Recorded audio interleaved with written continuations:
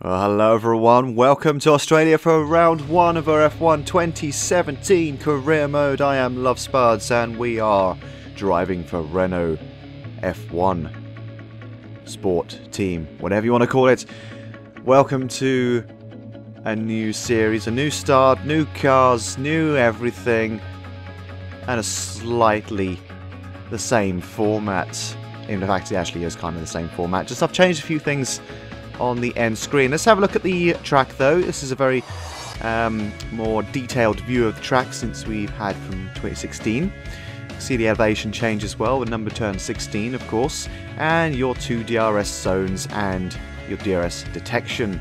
Let's just fly right down into it. The first qualifying lap of the season by Mr. Love Spuds. You can see I've got my little custom helmet going on there. That's just there for now, that I pulled off the internet, and I will design my own one, maybe for mid-season or next season. But we use this for now because it has a nice British flag on top. So we're doing pretty well so far, considering we're in a Renault. We're not expecting to be on pole. The Q1 and Q2 were a bit wet, so it was all a bit jumbled up, but the cream did rise to the top, and luckily I scraped through, and so did Hulkenberg as well. So basically our rival is Hulkenberg, our teammate. I have replaced Palmer because I think I can do a slightly better job than him, than he has been doing in real life. So anyway, Kimi Raikkonen sets the fastest lap, and that's basically who we are comparing our lap with at the moment. So as we go around these two corners here, I've completely forgotten what bloody corner numbers they are, so I've done my preparation. So this is our first time on Sector 3. Unfortunately, this is our best time. We messed it up in the second run at the end of Q3, so this did end up being our best lap. I feel it definitely could have made up some time in some of the corners on this one, which I did until I made a bad mistake in the second run there, and it was a bit rubbish. So it's a 125.4, and we'll see where that puts us on the grid in just a moment. So you see everyone lining up, pretty much the same deal as last season. You go and do a little grid walk here, and you see people chatting away to the drivers, and you see Daniel Ricciardo there having a good old chin wag with his Australian. Lewis Hamilton, I have to say, he looks a bit more, it looks rougher than last year. It must be those bags under his eyes that he's gained since last season. A strain of another World Championship fight on his hands maybe this year, but we'll see. They didn't qualify so well, but we'll have a look at the starting grid just now. Let's see who's on pole in a moment, because I was listening to the build-up of the music there and it didn't quite happen. So we're just going to keep on 10 hooks just for now, as we have another shot of Ricciardo now in the car, getting prepared for the formation lap. So let's get the grid on screen now. Let's have a look. Lewis Hamilton starts on pole.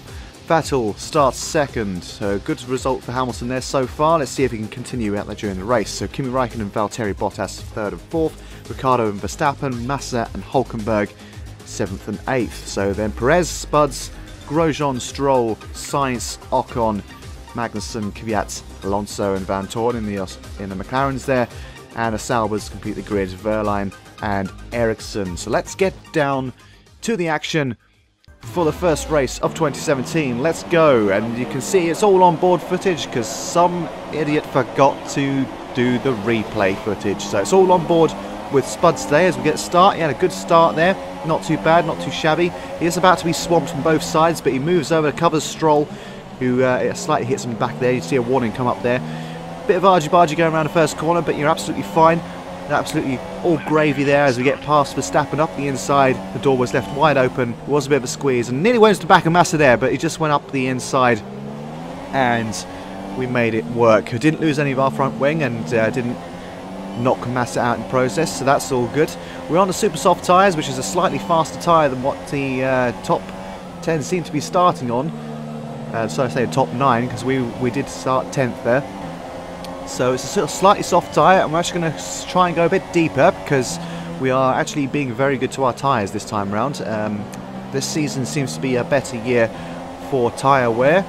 Tyres are more durable, can take a bit more punishment, and that works really well for me because I can be quite hard on the tyres. But I've worked on that. I have done a lot of practice before this season has started in a few different games actually, like Assetto Corsa and well, the former F1 game as well. But in Assetto Corsa there was this F1 mod which allowed me to actually do more of a simulation rather than what this is at the moment. But it is a lot better of a driving model than it was last season in the last game, in my opinion anyway.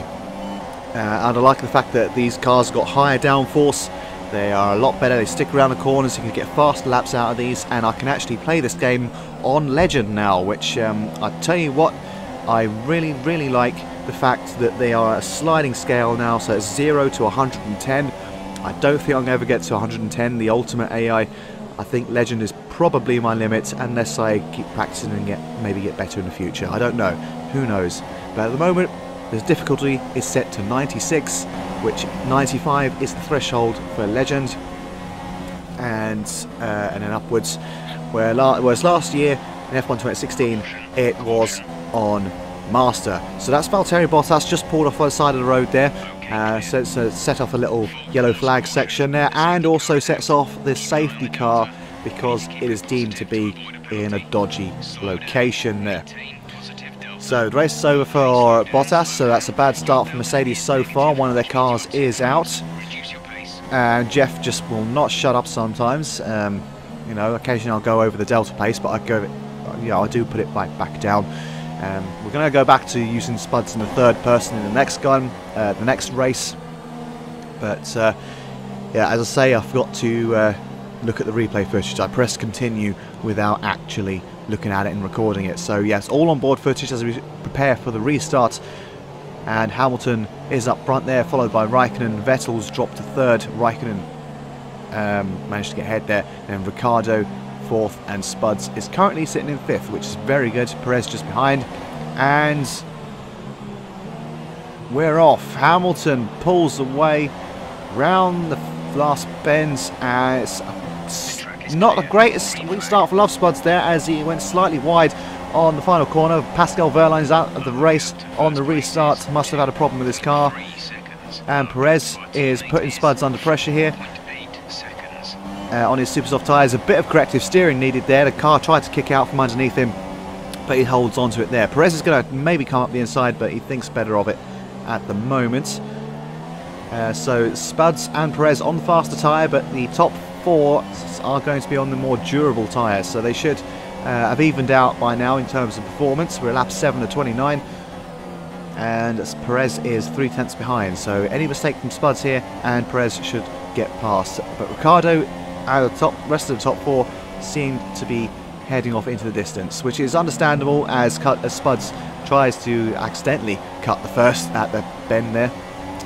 Bend there and goes straight over the weird sausage type curbs, and he's just flicking through his heads up display again and just checking on everything, seeing what sort of wear rates are going on in the car.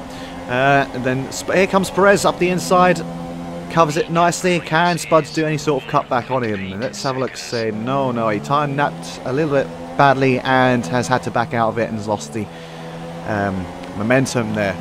So hopefully he should be able to get back on him on this straight here. Should get a bit of DRS. Let's just have a look. No, actually, because DRS is not enabled yet.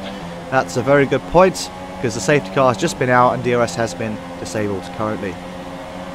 So Verstappen's in 7th. He's not having the greatest time of things for some reason. Ricciardo is up ahead in 4th there. Red Bull's not looking too shabby, but definitely the Ferrari's looking very strong today, along with Hamilton seems doing quite well. But what's this? Who's this? It's Hamilton. He's got a problem. He's got a problem. Hamilton's got a problem. The second Mercedes looks like he's going to be out of the race. Let's see if he can fix his problem before the end. But a terrible start to the season for Mercedes, and the door is wide open for Ferrari to get maximum points this afternoon, as Perez is under pressure now from Spuds again.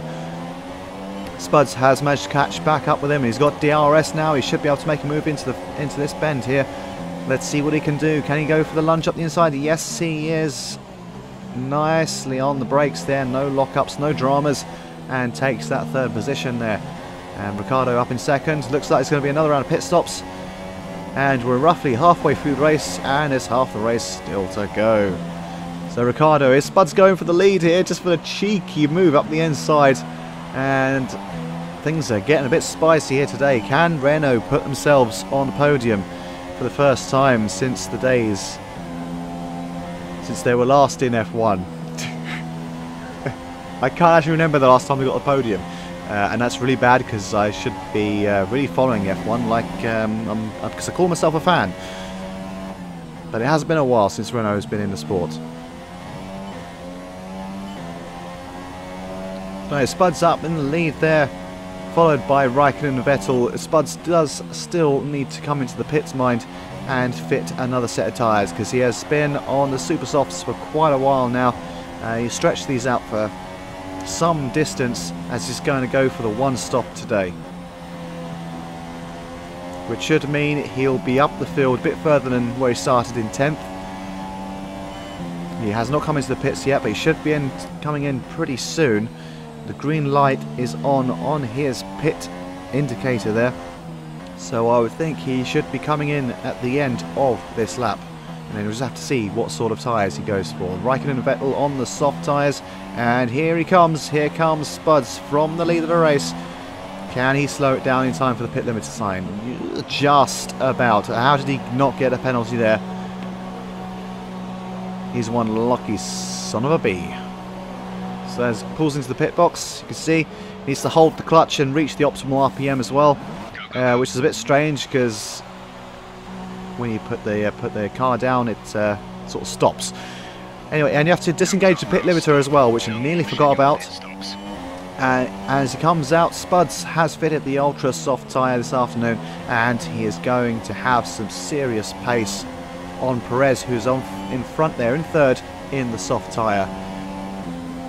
Massa, super softs, should be still pretty quick. He might catch up to Perez by the end of a few laps here, but Spuds should have the pace to catch up on Perez and hopefully overtake him. But Perez timed that to perfection, and he leapfrogged Spuds while he was in the pits and got some distance on him as well. Didn't quite see how long Spuds was in the pits for. Maybe that cost him a little bit there, but nevertheless Spuds should have the pace in the next, well, in the remaining 10 laps basically, to catch Perez as we head into the remaining third or so of this race. So it's looking good so far for Spuds. He's performed very well since coming from McLaren last year and winning the championship in F1 2016 along with Jenson Button, who has retired now. A fresh start from McLaren, getting Alonso back and Van Dorn in. But they have fallen by the wayside, and it looks like Spuds made a very good move to switch teams for the start of this new sort of sub-era. It's not a completely new era. You've still got the old turbo engines that have been in since 2014, but new regulations mean that these new aerodynamic heavy cars should be very, very tasty in terms of speed. So it took him about a lap and a bit to catch up to Perez here. Coming around to start lap 21, he's on the back of Perez, looking to get DRS as we come down the main straight. Not a very good run out of that corner by Perez. He has that Mercedes power unit as well, so he should have a bit of a power advantage going down the straight. So Spuds needs to get very close as possible and get him on the second DRS run down to what I believe is turn 3. So can he do again up the inside? Yes, he can. A little bit more deep into that bend this time, but he gets the move done without instance. Very good job there from Love Spuds. So the Spuds up into third, into podium position. And he's already made a second on Perez, which is stretched out by lap 28 onto lap 29, the final lap of the race. That lap gap has stretched out to whatever it's going to be. That's going to come up any second now, 4.6 seconds. So he's made some good time on Perez there. Third is pretty much where Spuds is going to finish today unless Raikkonen or Vettel fall off the road. Raikkonen is 32 seconds up the road, so it's not really going to happen. You've got the blue flags flashing there. Not quite sure who that's for exactly. But someone must be being lapped behind, which is kind of weird because I would have expected Raikkonen to be right up there with Vettel, and he's only 32 seconds up the road, so unless Vettel's got a huge advantage, I don't quite know what's going on there. Still, doesn't matter. Coming round to the final sector of this race just now, lap 29. It's been quite an average race. It hasn't been that eventful.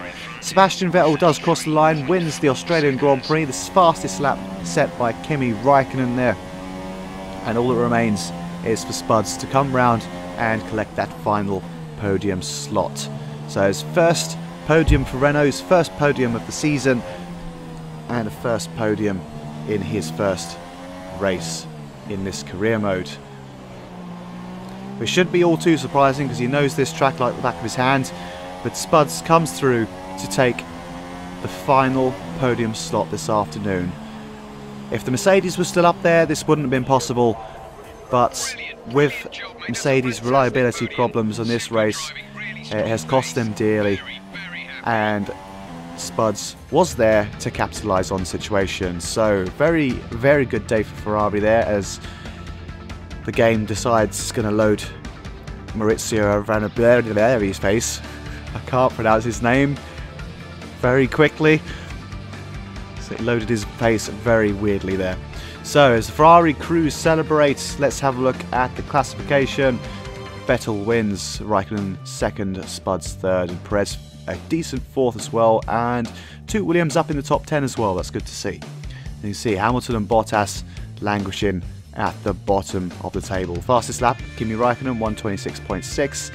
And let's have a look at the standings as well. Pretty much exactly the same as how we finished in the race as well. Vettel on top at 25 points, followed by Kimi and then Love. And then the back 10 as well on 0 points apiece. Just have a quick look at the constructors as well. Ferrari on top, 43 points, maximum return. Williams on 16 and Renault on 15 there. Mercedes and Sauber yet to get off the mark. So thank you for joining me. Join me again for round 2 in China. See you then.